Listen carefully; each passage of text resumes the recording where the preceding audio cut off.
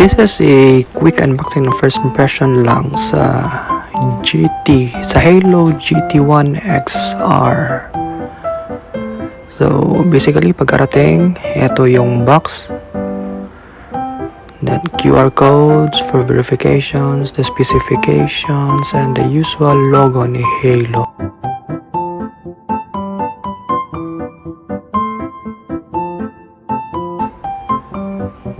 Ito yung unit mismo, the GT1 XR, and then my small box pa inside the box.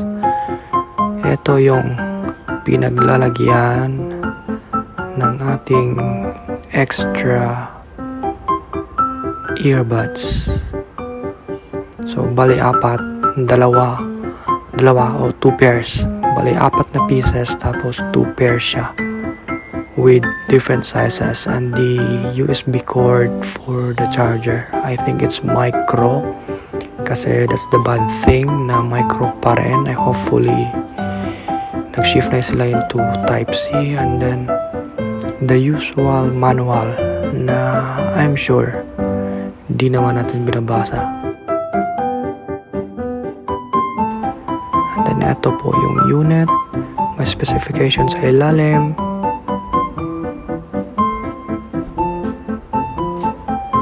And then sa first open nyo po ng unit, basically may cover pa rin yung parang charging port ng earbuds mismo.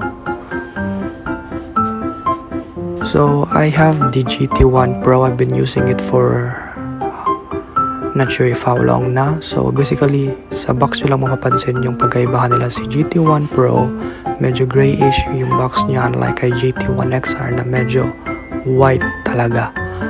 But aside from that, if sa case mismo ng dalawa, they are really similar lang sa design and all, sa placement ng charging port nila, sa placement ng logo and etc. Pero itong si GT1, I'm not sure if makikita nyo sa video, si GT1 XR medyo may pagka-matte yung case niya, unlike a GT1 na parang glossy.